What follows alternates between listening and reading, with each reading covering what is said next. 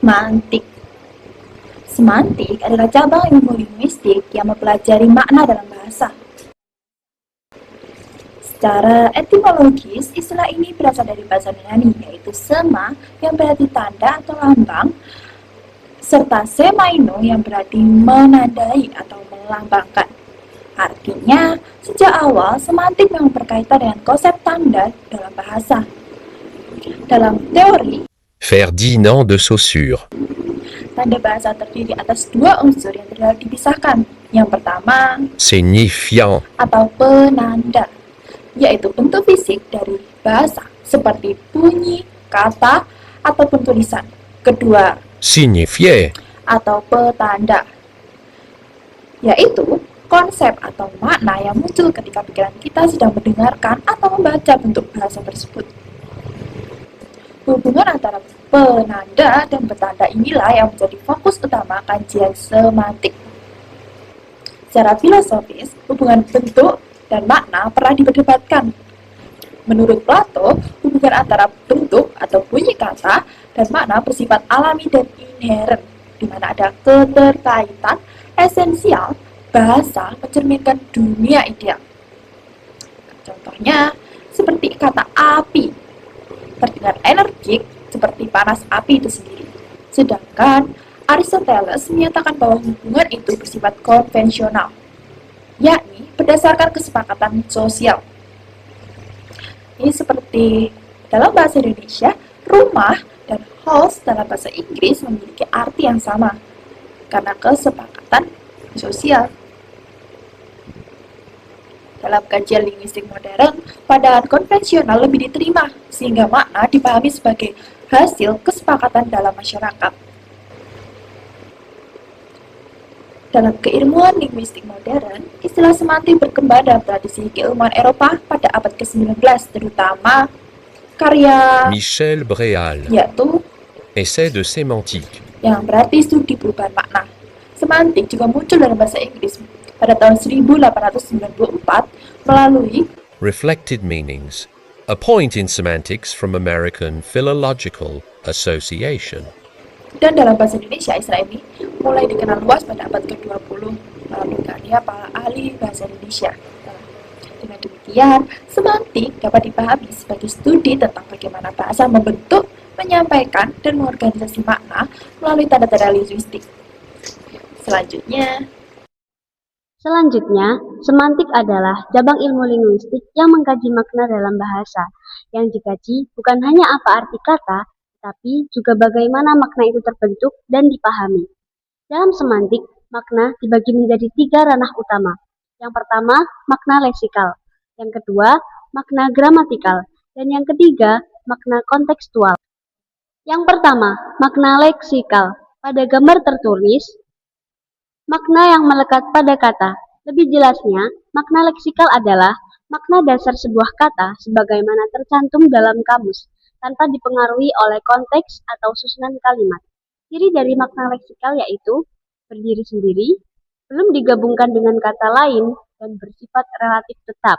Untuk contohnya, terdapat pada kata buku, yang merupakan benda untuk membaca ataupun menulis. Singkatnya, makna tersebut sudah melekat pada kata itu sejak awal, meskipun belum dimasukkan ke dalam kalimat. Yang kedua, makna gramatikal. Pada gambar tertulis, makna yang terbentuk dalam sebuah kalimat.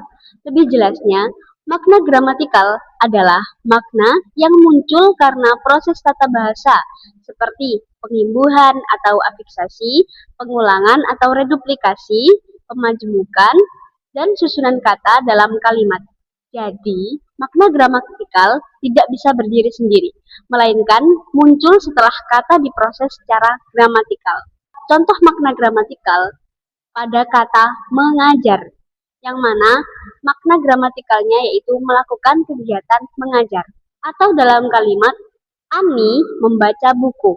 Makna kata membaca di sini dipahami karena posisinya dalam kalimat dan hubungannya dengan subjek dan objek. Yang ketiga, yakni makna kontekstual. Pada gambar tertulis, makna yang tergantung pada konteks. Lebih jelasnya, makna kontekstual adalah makna yang dipahami berdasarkan situasi pemakaian bahasa, bukan hanya dari kata atau struktur kalimatnya.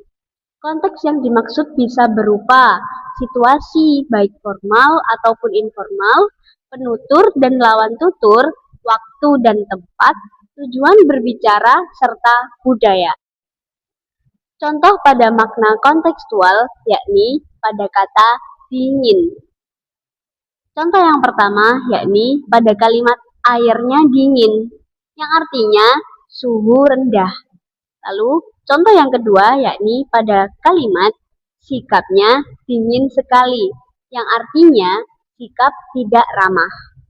Nah, lalu bagaimana hubungan semantik dan pragmatik yang sesuai dengan gambar di samping? Ini menunjukkan bahwa semantik kontekstual bersinggungan langsung dengan pragmatik. Pragmatik menekankan makna berdasarkan maksud penutur dan situasi nyata. Di bagian atas tertulis makna bahasa yang menunjukkan bahwasanya bahasa berfungsi sebagai sarana untuk menyampaikan pesan, gagasan, dan juga perasaan. Makna dalam bahasa tidak hanya bisa dilihat dari satu sisi, tapi dapat dikaji melalui beberapa tingkatan.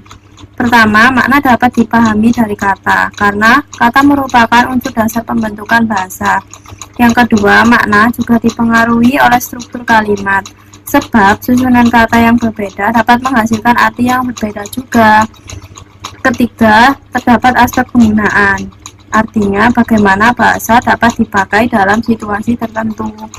Selain itu, makna bahasa juga berkaitan dengan aspek sosial, karena bahasa digunakan dalam lingkungan masyarakat tertentu, yakni aspek budaya, karena nilai dan kebiasaan budaya memengaruhi arti suatu ungkapan, serta aspek psikologi, karena kondisi dan pemikiran penutur turut memengaruhi makna. Hubungan bahasa dengan budaya ini juga dipelajari dalam antropolinguistik. Secara keseluruhan, menegaskan bahwasanya makna bahasa bersifat luas dan dipengaruhi oleh berbagai faktor. Tidak hanya kata itu sendiri, tetapi juga dari struktur, konteks, serta latar sosial dari budaya penuturnya.